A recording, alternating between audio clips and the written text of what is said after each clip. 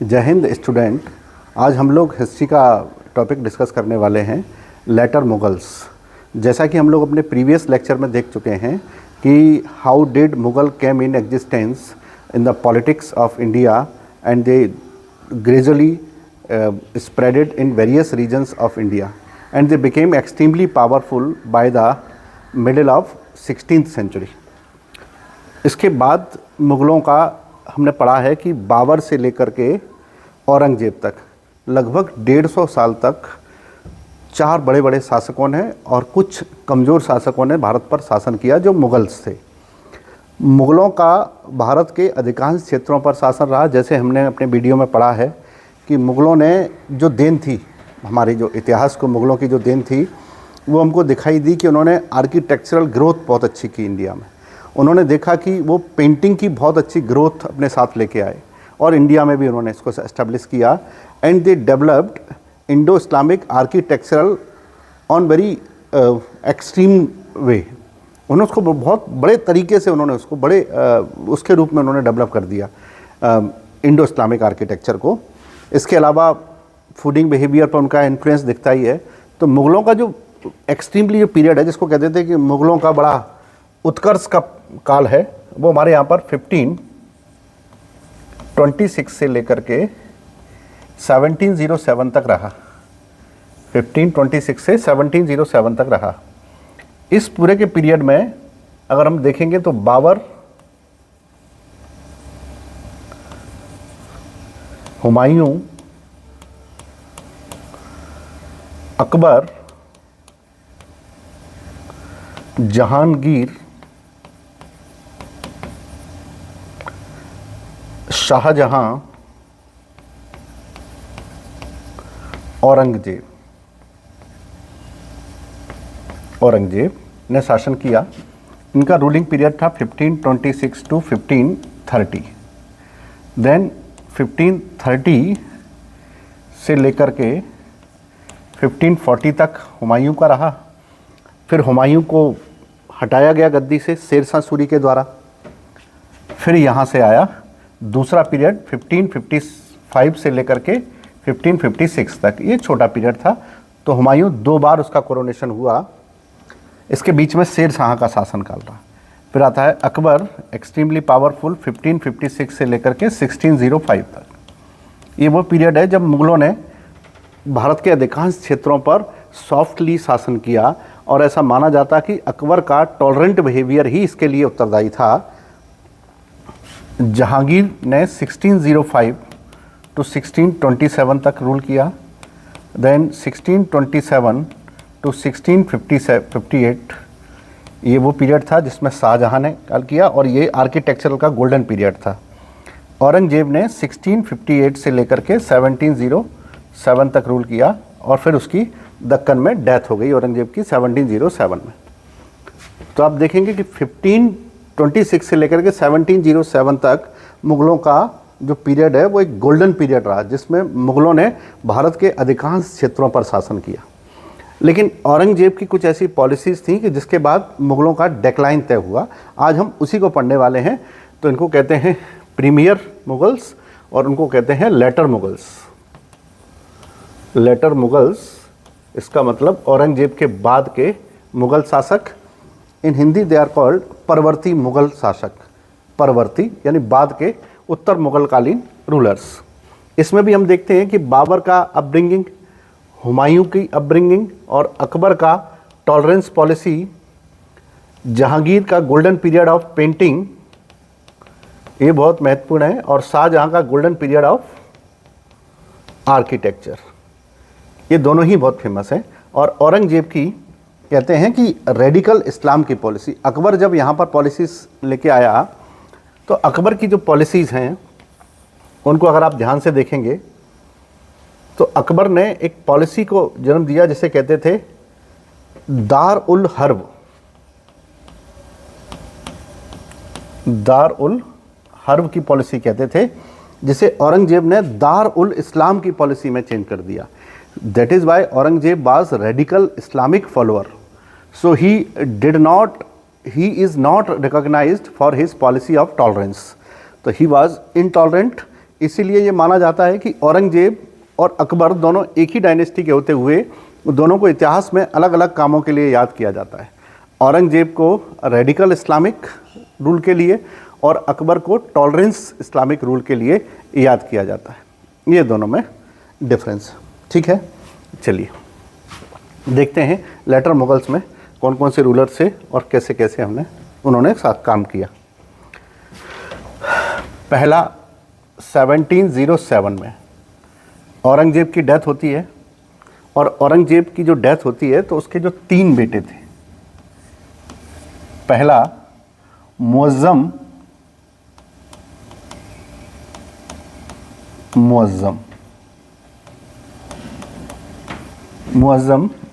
जिसे शाह आलम के नाम से भी जानते हैं,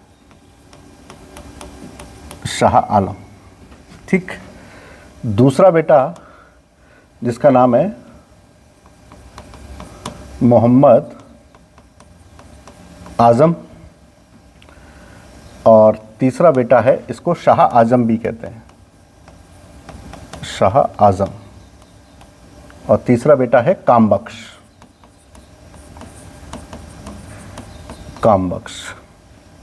है ना। साहे फिर के नाम से भी इसको जानते हैं। तो ये 3 जो औरंगजेब के बेटे थे। अब जैसा कि हम लोग पहले भी समझे हैं कि मुग़लों के पास एक जो सबसे नेगेटिव अप्रोच थी वो ये थी कि कोई भी सक्सेशन का लॉ नहीं था इनके पास, कि अगर किसी राजा की डेथ होती है तो उसका सक्सेसर कौन होगा। अक्सर ये होता था कि कोई भी राजा बादशाह अपने किसी भी बेटे को डिक्लेयर करके जाता था कि ये मेरे बाद बादशाह होगा, लेकिन अगर वो डिक्लेयर नहीं कर सका तो बहुत दिक्कत होती थी, क्योंकि इसमें ये परंपरा नहीं थी कि बड़े बेटे को ही राजा बनाया जाएगा। तो ऐसा कोई रूल नहीं था मुग़लों के पास, और इसी रूल के कारण से मुग़लों के टाइम पर सबसे ज़्यादा वॉर ऑफ सक्सेशन लड़े गए, क्योंकि जितने भी सक्सेसर्स होते थे वे सब आपस में वॉर के द्वारा डिसाइड करते थे कि कौन इस डायनेस्टी को आगे सक्सीड करेगा, कौन इसका अगला सक्सेसर होगा। तो ये मैटर डिसाइड होता था युद्ध से, इसको कहते थे उत्तराधिकार के युद्ध। तो मुग़लों के शासनकाल में उत्तराधिकार के युद्धों का बड़ा महत्व है। देखते हैं, अब इन तीनों ने अपना अपना दावा पेश किया कि मैं सक्सेसर बनूंगा।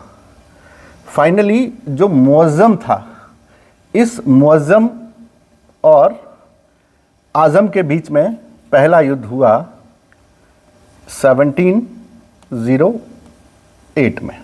ये पहला युद्ध हुआ इसके बीच में, और इस पहले युद्ध में मुअज्जम ने आज़म को हरा दिया। एक जगह थी जिसको कहते थे जाजऊ नामक जगह पर उसको हरा दिया, और ये हुआ था 18 जून को, है ना। तो अगर हम 1708 में 18 जून को देखेंगे तो उसको उन्होंने हरा दिया, और एक उसका भाई जो सक्सेसर की रेस में था वो बाहर हो गया। ये पहली लड़ाई थी वॉर ऑफ सक्सेशन की।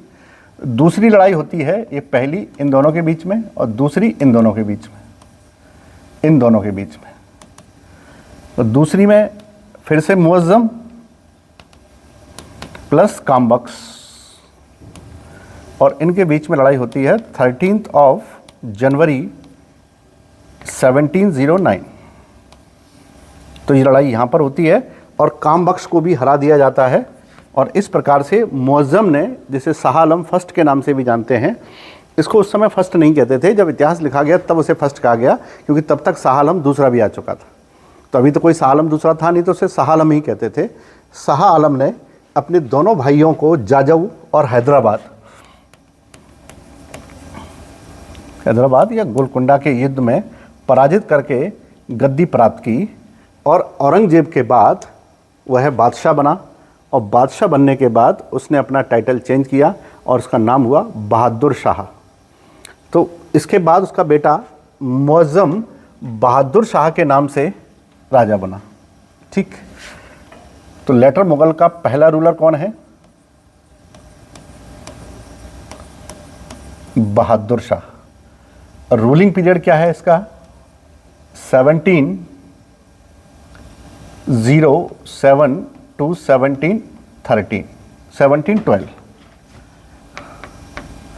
1712, ठीक।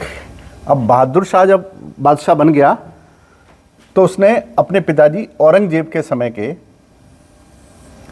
अशद खान को बना दिया वकील, उनको वकील बना दिया। और औरंगजेब के समय के ही थे और असद खान का बेटा जिसका नाम था जुल्फिकार, जुल्फिकार खान, उसको बना दिया मीर बख्शी। मीर बख्शी यानी ये और ये दोनों ही मीर बख्शी के रूप में, वो एक मीर बख्शी और वकील के रूप में नियुक्त हो गए। दोनों ही पिता पुत्र हैं। चूँकि औरंगजेब भी इनको बहुत अच्छे स्थान पर रखता था, वजीर के स्थान पर रखता था, इसलिए इसने भी अपने पिता के जैसे ही इनको एक उच्च स्थान दिया। और ये दोनों ही ईरानी परंपरा को मानने वाले थे, ईरानी परंपरा को मानने वाले थे, कह सकते हैं सिया स्कूल ऑफ इस्लाम के फॉलोअर थे, सिया स्कूल ऑफ इस्लाम के फॉलोअर थे। बहादुर शाह के समय पर एक बड़ा चेंज ये हुआ कि यहाँ पर दो आइडियाज़ डेवलप हो गए। एक आइडियाज़ होता था फॉलोअर ऑफ शिया के लिए, एक होता था फॉलोअर ऑफ सुन्नी के लिए। तो शिया को कहते थे ईरानी ग्रुप और इसको कहते थे तुरानी ग्रुप, तुरानी ग्रुप। और जो शिया को फॉलो करने वाले थे इसमें दरबार के सबसे महत्वपूर्ण लोगों में अशद खान और उनका बेटा जुल्फिकार।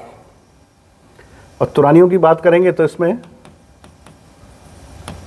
चिनकिलिज खान एक, और दूसरा था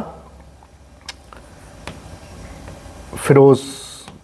ये दो लोग इसमें फॉलो करते थे। ये तुरानियन थे, ये ईरानियन थे। ईरानियन ने अपने प्रभाव, अब चूंकि ईरानी लोगों को आपने देखा कि बड़ी पोस्ट पर हैं, अगर ईरानी लोगों को एक बड़ी पोस्ट पर नियुक्त किया गया है तो इसका मतलब ये है कि ईरानियों का दरबार में पावर बढ़ेगा और ईरानियों का परिवार बढ़ा। और ईरानियों ने, इन जुल्फिकार ने अपने दरबारियों में सबसे ज़्यादा अधिकार पहले ही दे रखे थे, वकील को और इनको मीर बख्शी को।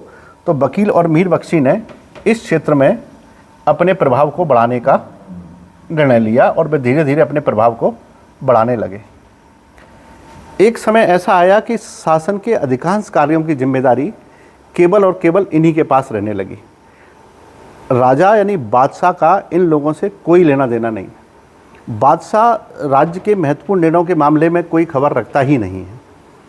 इसलिए इतिहासकारों ने बहादुर शाह को कहा है, बहादुर शाह को उन्होंने एक टाइटल दिया है शाह ए बेखबर।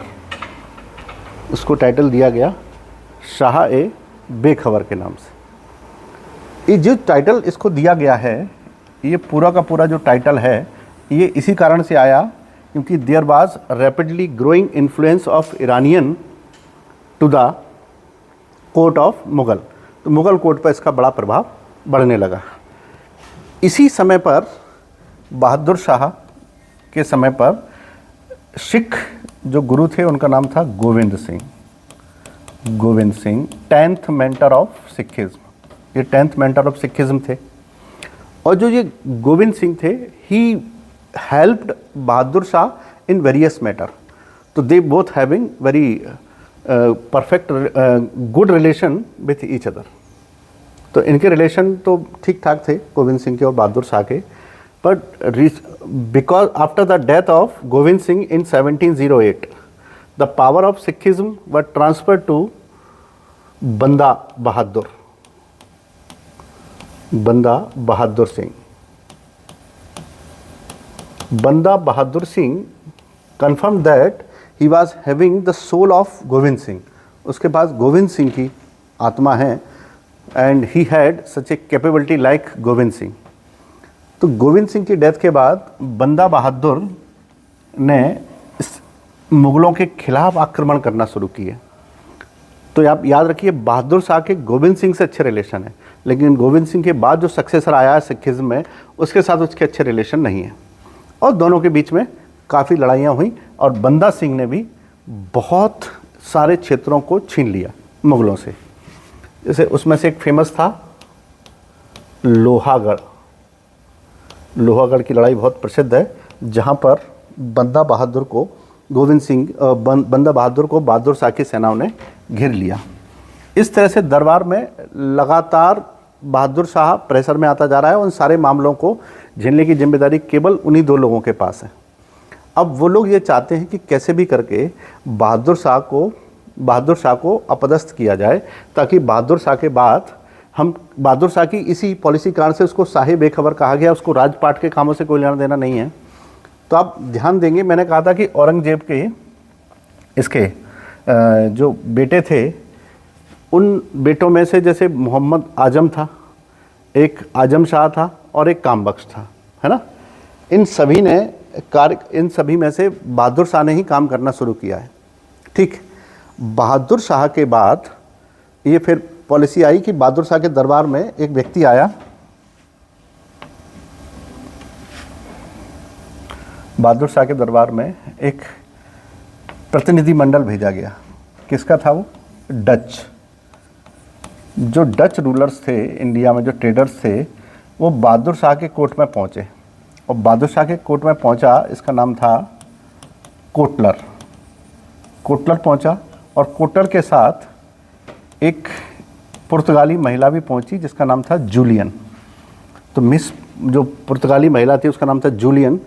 जूलियन का बड़ा बहादुर शाह के दरबार में ऐसा बोलबाला रहा कि बहादुर शाह के समय पर जूलियन बहुत सारे निर्णयों को प्रभावित करने लगी। चूँकि वो पुर्तगाली महिला थी, इसे उस समय पर मुगलों ने एक टाइटल दिया,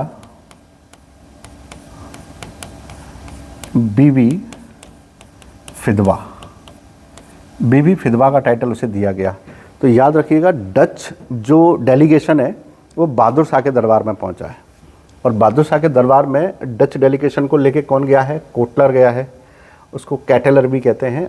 जूलियन वहाँ पर गई, एक पोर्चुगीज़ लेडी है। और पोर्चुगीज़ लेडी को कौन सा टाइटल मिला है? बीबी फिदवा का टाइटल मिला हुआ है पोर्चुगीज़ लेडी को। और इसने बहुत सारे निर्णय को प्रभावित किया। और बहादुर शाह की इस राज्य के प्रति जो बेखबर वाली पॉलिसी थी, उसको देखते हुए उसके जो बेटे हैं उनके बीच में एक वॉर शुरू हुआ। जब बहादुर शाह की डेथ हो गई, तब 1712 में। तो उसके बहादुर शाह के जो बेटे थे उनमें हम लोग देखेंगे तो एक तो था जिसको कहते थे जहांदार शाह पहला, दूसरा था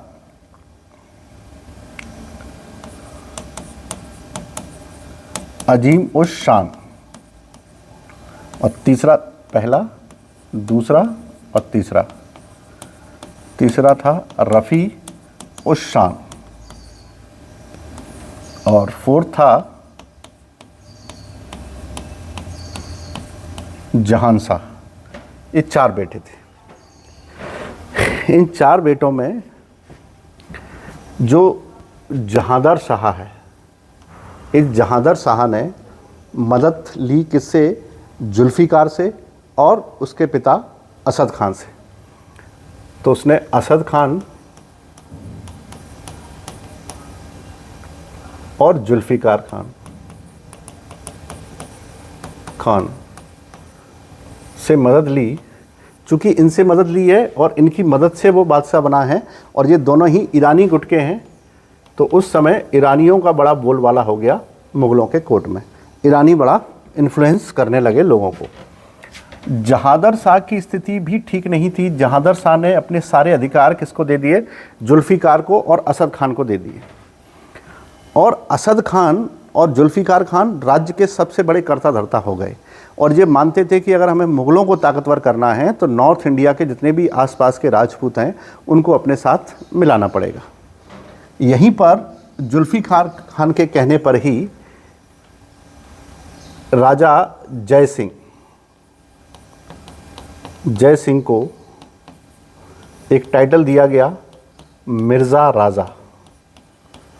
उनको मिर्ज़ा राजा का टाइटल दिया गया और उन्हें मालवा का सूबेदार नियुक्त कर दिया गया।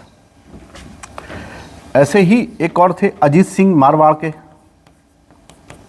अजीत सिंह, उनको जो टाइटल दिया गया वो था महाराजा का टाइटल, उनको महाराजा का टाइटल दिया गया। तो जुल्फ़िकार ने नॉर्थ इंडिया के जितने भी पावरफुल लोग थे उनको अपने साथ मिलाने की कोशिश रखी। वो जानता था कि नॉर्थ इंडिया में मुग़लों को पावरफुल रखना है तो राजपूतों के साथ अच्छे संबंध रखने पड़ेंगे, इसीलिए उन्होंने सबके साथ कुछ ना कुछ ट्रीटी असाइन की। लेकिन इन सारे निर्णयों से, इन निर्णयों पर केवल एक रबर स्टैम्प की तरह काम किया जहांदार शाह ने। जहांदार शाह केवल एक रबर स्टैम्प की तरह काम करने लगा, जैसे रबर स्टैम्प करता है। डिसीजन मेकिंग पावर है वो जुल्फ़िकार और उसके पिता असद खान के पास थी। चूँकि वो अधिकांश समय अपनी दरबार की चीज़ों में व्यस्त नहीं रहता था, इसीलिए इतिहासकारों ने उसे टाइटल दिया है लंपट। लंपट और मूर्ख, ये दो टाइटल उन्होंने उसको दिए हैं, लंपट या मूर्ख, या लंपट और मूर्ख कह लीजिए, ये दो टाइटल, उस टाइटल उसको दिया गया है। किसको? जहांदार शाह को। हमारे याद रखने के लिए ज़रूरी है कि जहांदार शाह के समय ही जय सिंह को मिर्ज़ा राजा की उपाधि दी गई। ठीक है, मिर्ज़ा राजा की उपाधि दी गई। इसके दरबार में ज़्यादातर समय इसका नाच गाना देखने में गुजरता था। नाच गाना, शराब इत्यादि में इसका समय गुजरता था। दरबार के कामों से इसका कोई भी लेना देना नहीं था। और यहीं इसी समय एक वैश्या हुआ करती थी जिसका नाम था लाल कुंवर। लाल कुंवर,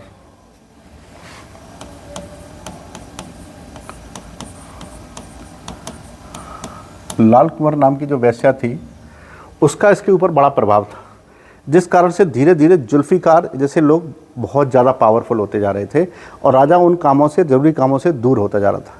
ये सब देखते हुए अगर आप ध्यान देंगे तो इधर देखेंगे तो इसके कितने बेटे थे? जहांदार शाह, अजीमुशान, रफ़ीउशान और जहान शाह। अजीमुशान के बेटे, अब अजीमुशान का बेटा यहाँ से इस परंपरा को आगे बढ़ाएगा।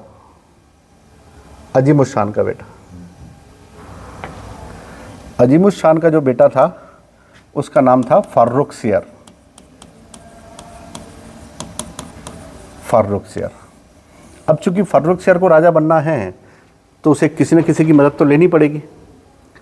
उसने मदद के लिए सबसे पहले पटना के जो सूबेदार थे जिनका नाम था हुसैन अली,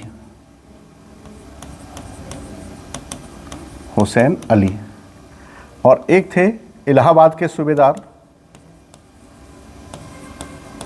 इलाहाबाद के सूबेदार जिनका नाम था अब्दुल्ला, अब्दुल्ला का। ठीक, ये दोनों भाई भाई थे, ये बड़े भाई थे, ये छोटे भाई थे। इन दोनों की मदद उसने ली। इन दोनों को इतिहास में सैयद ब्रदर्स के नाम से जाना जाता है। सैयद बंधु या सैयद ब्रदर्स के नाम से जाना जाता है।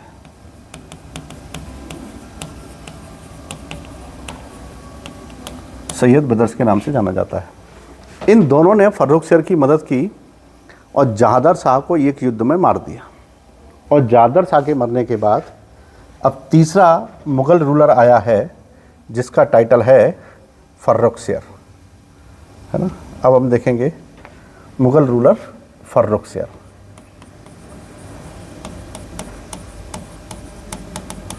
फर्रुखसियर, और इसका पीरियड है 1713 टू 1719। अभी तक आपने देखा कि पहले बहादुर शाह है। बहादुर शाह के बारे में सिडनी ओवेन ने ये लिखा है कि he was last Mughal who deserve some respect, respectful words. उसने कहा एक ऐसा मुग़ल, अंतिम मुग़ल बादशाह था जिसके बारे में कुछ सम्मानीय शब्द बोले जा सकते हैं। क्योंकि उसके बाद जहांदार शाह आया। Jahandar Shah was had the very short tenure between 1712 to 1713। एक साल का ही उसका टेन्योर रहा। एक साल के अंदर उसे फर्रुखसियर ने मार दिया। फर्रुखसियर अजीमुशान का बेटा था। उसने जब उसको मार दिया तो पावर में फर्रुखसियर आ गया। फर्रुखसियर को पावर में लाने में सबसे बड़ी भूमिका थी सैयद लोगों की। तो सैयद बंधुओं का प्रभाव दरबार पर बढ़ने लगा। दोनों ही भाइयों का प्रभाव, वास्तव में दोनों ही धार्मिक गुरु भी थे। इसलिए धार्मिक कार्यों पर ज़्यादा ध्यान दिया जाने लगा मुग़ल दरबार में पहली बार। फर्रुखसियर के समय पर ब्रिटिशर्स कलकत्ता से उनसे मिलने के लिए आए और वहाँ पर जेशुआ, एक व्यक्ति था जेशुआ, उसने एक डेलीगेशन को एड्रेस किया और एड्रेस करने के बाद मुग़लों से यानी कि फर्रुखसियर से अंग्रेज़ों ने कुछ गिफ्ट मांगे। हालांकि गिफ्ट उन्होंने मांगे नहीं, उन्होंने पहले उसकी मदद की फर्रुखसियर की। फर्रुखसियर को एक बहुत बड़ा घाव था उसकी पीठ पर और वो घाव ठीक नहीं हो पा रहा था, लेकिन इन्होंने उसको सर्जरी करके जैसे भी करके उसको मॉडर्न मेडिसिन से उसको ठीक कर दिया। ठीक कर दिया तो उसको बड़ा अच्छा लगा कि अंग्रेज़ों ने उसकी मदद की है और उसके बदले उसने अंग्रेज़ों को एक अथॉरिटी लेटर दे दिया जिसको कहते थे दस्तक पत्र। दस्तक पत्र, ये दस्तक पत्र क्या था? ये दस्तक पत्र ये था कि अंग्रेज मुग़लों को यानी फर्रुखसियर को साल में एक निश्चित एक फिक्स अमाउंट देंगे और उसके बदले ये जहाँ जहाँ मुग़लों का शासन है वहाँ पर फ्री ट्रेड कर सकते हैं। ये फ्री ट्रेड कर सकते हैं, इनसे किसी प्रकार का ऑक्ट्रॉय कलेक्ट नहीं किया जाएगा, चुंगी कलेक्ट नहीं की जाएगी, क्योंकि वो व्यापारी थे, सामान को इधर से उधर जाते थे बेचने के लिए, तो चुंगी पर उनका बहुत सारा पैसा जाता था। तो ये दस्तक पत्र जब अंग्रेज़ों को मिला, दस्तक पत्र, इससे अंग्रेज़ों को बड़ा फ़ायदा हुआ। तो पहले तो अंग्रेज़ों ने इसका उपयोग किया, यूज़ किया कि जहाँ से भी निकलते थे तो बताते थे कि ये सामान हम लोगों का है, इसलिए इस पर कोई चुंगी ना ली जाए, ऑक्ट्रॉय, तो वो सामान निकल जाता था। और जो हमारा व्यापार था उस समय अंग्रेज़ों के साथ जो व्यापार जितनी भी चीज़ें थीं, वो 50% काम तो अंग्रेज़ व्यापारी ही थे भारत में, और 50% लोग अगर टैक्स देना बंद कर देंगे तो फिर हमारी इनकम तो 1/2 आधी ही रह जाएगी। यही कारण हुआ कि भारत की आय में लगातार गिरावट आई। क्यों? क्योंकि उन्होंने दस्तक पत्र का यूज़ करना शुरू कर दिया। ये तो था दस्तक पत्र का यूज़। अब ब्रिटिशर्स को ये लगने लगा कि अब इस पत्र का हम और अच्छे से क्या यूज़ कर सकते हैं, तो वो हुआ इसका मिसयूज़। अंग्रेज़ व्यापारियों ने यह कहा कि अगर आप सामान लेके जा रहे हैं और हमारे सामान पर कोई टैक्स नहीं लग रहा है, लेकिन भारत के व्यापारियों तो टैक्स लग रहा था, क्योंकि भारत के व्यापारियों के पास तो कोई दस्तक पत्र था ही नहीं। तो उन्होंने भारत के व्यापारियों से संपर्क करके ये कहा कि अगर आपका जितना भी टैक्स लग रहा है, कर लग रहा है, उसका आधा हमको दे देंगे तो हम इस बात को बोल देंगे कि सामान आपका नहीं है, सामान हमारा है। ठीक, तो इससे आपको टैक्स नहीं देना पड़ेगा, आपको आधा ही देना पड़ेगा और सामान आपका पास हो जाएगा। तो पहले तो उन्होंने जब इसका यूज़ किया तो हमारी इनकम 50% रह गई, और जब इन्होंने इसका मिसयूज़ किया तो वो 50% भी लगभग समाप्त होने लगी, और अचानक से मुग़लों की इनकम बढ़ी और उनको लगने लगा कि जो ये फर्रुखसियर है ये ठीक से कंट्रोल नहीं कर पा रहा है एक बादशाह के रूप में। और फर्रुखसियर की इसी कावड़ पॉलिसी के कारण से उसे घृणित कायर कहा गया। घृणित कायर कहा गया। अब ज़रूरत थी इसे गद्दी से उतारने की। चूँकि बादशाह बन गया है तो गद्दी से कैसे उतारेंगे? चूँकि बादशाह बनाने में बड़ा रोल किसने प्ले किया है? सैयद बंधुओं ने किया है।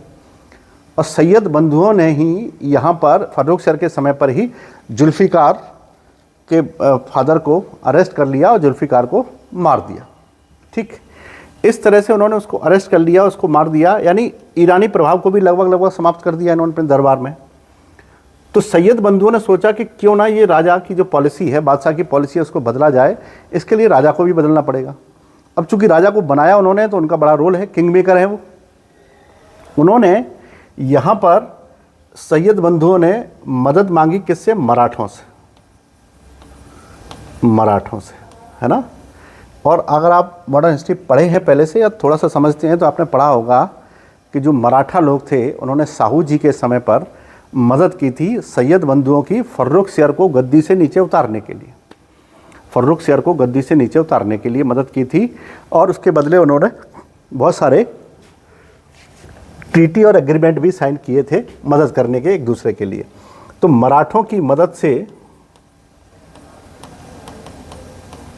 सैयद ब्रदर्स ने फर्रुखसियर को गद्दी से उतार दिया, और फर्रुखसियर गद्दी से उतर गया। 1713 में ही उसको मार दिया गया। ठीक, अब फ़र्रुख शेर की हत्या कर दी गई तो मुग़ल बादशाह अगला कौन होगा? तो इसके लिए सैयद बंधुओं ने अपने ही प्रभाव से एक नए मुग़ल बादशाह को नियुक्त किया जिसका नाम था रफ़ी उद दौला, है ना, रफ़ी उद दौला। रफ़ी उद दौला ने फरवरी से जून तक शासन किया 1713, और जब इसकी स्थिति ठीक नहीं थी, सैयद ब्रदर्स के साथ इसके संबंध अच्छे नहीं हुए, तो इन्होंने रफ़ी उर दरजात को शासक बना दिया, जिसने जून से सितंबर तक शासन किया 1713। तो 1713 तक इसने जून में शासन किया। मतलब अगले एक साल के तहत या एक साल से कम समय में दो मुग़ल एम्परर बदल दिए गए हैं। एक हैं दरजात, एक हैं दौला। इन दोनों को बदल दिया गया है। इसके बाद मुग़ल एम्परर बनने का समय आया, उसको बनाया गया मोहम्मद शाह को। मोहम्मद शाह इन सारे मुग़ल रूलर्स में सबसे अधिक समय तक शासन करने वाला रहा, तो बनाया गया मोहम्मद शाह को। और मोहम्मद शाह का टेन्योर था 1719 टू 1748। ये उसका समय था, क्योंकि यहाँ पर अगर आप देखेंगे तो ये 1719 है, 1719 का समय है।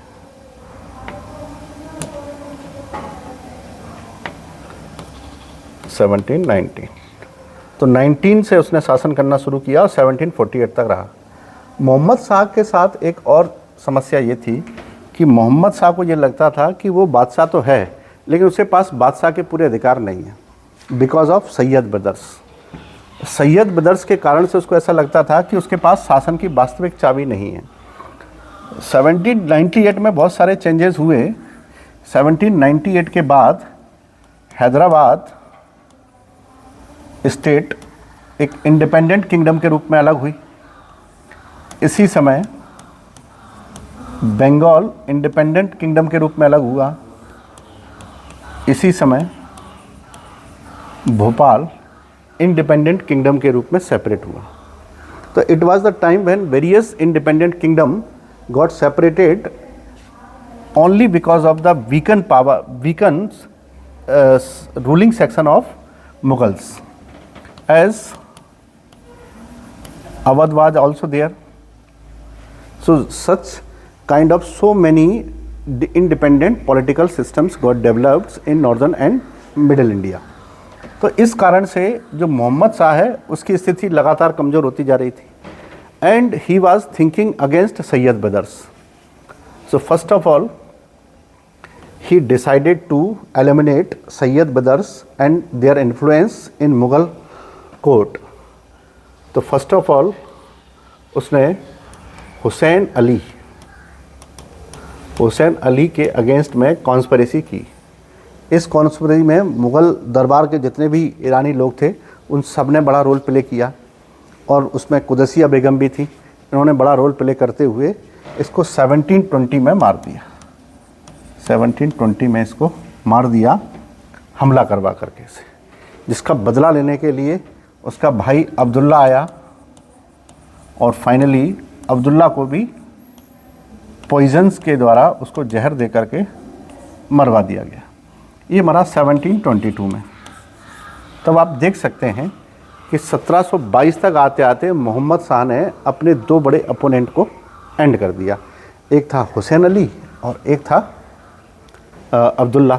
जब ये दोनों भी अंत हो गए तो फिर उसने डिक्लेयर किया कि I am the actual Mughal emperor.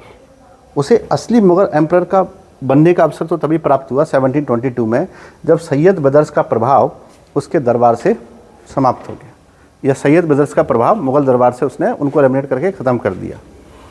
इसके बाद वो बहुत अच्छे से शासन करना चाहता था, और इसी के कारण से वह बहुत सारे इलीगल एक्टिविटीज़ में संलिप्त हो गया, और यही हमको देखने को मिला कि इतिहास में उसे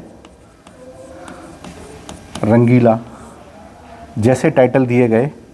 इसके अलावा उसे रोशन अख्तर जैसे टाइटलों से भी नवाजा गया। तो रोशन अख्तर, रंगीला ऐसे टाइटल उसको दिए गए। During the last phase of Mohammad Shah in 1739 there was invasion of Nadir Shah. Invasion of Nadir Shah, who was Iranian ruler. Who was Iranian ruler. And Nadir Shah was so powerful that it was very easy for him to defeat Muhammad Shah. And he defeated Muhammad Shah. At that time, the Mughal emperor was used to sit in the peacock throne, तख्ते ताउस। लेकिन नादिर शाह के आक्रमण ने न केवल मुग़लों के घमंड को चूर किया, बल्कि अंततः उन्होंने मुग़ल सत्ता पर अपना अधिकार न करते हुए मुग़लों के राजाओं को अपने अधीन करने के लिए उनसे बड़ी संख्या में धनराशि को एकत्रित किया। और धनराशि को एकत्रित करने के दौरान उन्होंने तख्ते ताउस यानी पीकॉक थ्रोन को अपने कब्जे में ले लिया। और पीकॉक थ्रोन जो था ये गोल्ड का बना हुआ थ्रोन था। आप आज भी दिल्ली के लाल किले में जाएंगे तो उसको रखने का प्लेटफॉर्म बना हुआ है जिस पर उसे रखा जाता था। तो ये 1739 तक आते आते मुग़लों की सत्ता को सबसे ज़्यादा कमज़ोर करने का काम किया नादिर शाह ने। नादिर शाह ने उसी समय कोहिनूर का डायमंड, तख्ते ताउस ये सब मुग़लों से छीन लिया। और मुग़ल ना केवल पॉलिटिकली वीक हो गए बल्कि इकोनॉमिकली उन पर बहुत बड़ा स्ट्राइक किया गया और मुग़लों की स्थिति कमज़ोर पड़ने लगी। तो ये था लेटर मुग़ल्स का वो समय जब लेटर मुग़ल्स धीरे धीरे करके कमज़ोर होने लगे। जब उनको बढ़ने का मौका मिला सैयद ब्रदर्स के एंड के बाद, तो फिर उसको नादिर शाह के आक्रमण के समय पर फिर से समाप्त कर दिया गया। तो इसको हम लोग कंटिन्यू करेंगे और इसके जो फैक्चुअल चीज़ें आप उन्हें याद रखिएगा। हम इन मुग़लों के साथ साथ मुग़लों की और भी जो चीज़ें बारीकियाँ हैं उस पर भी धीरे धीरे करके काम करेंगे, ठीक है। तो आप उसको समझते रहिए क्योंकि हिस्ट्री में हमारे पास एक आइडिया होना चाहिए कि क्या क्या हुआ, कब हुआ, कैसे हुआ। अदरवाइज़ फैक्चुअल चीज़ें तो बहुत सारी मिल जाएंगी, लेकिन अगर आपको पता होगा कि क्या हुआ और क्यों हुआ, कैसे हुआ, तो ज़्यादा चीज़ें याद रख पाएंगे दिमाग में, ठीक है। मिलते हैं अपने नेक्स्ट। Keep studying.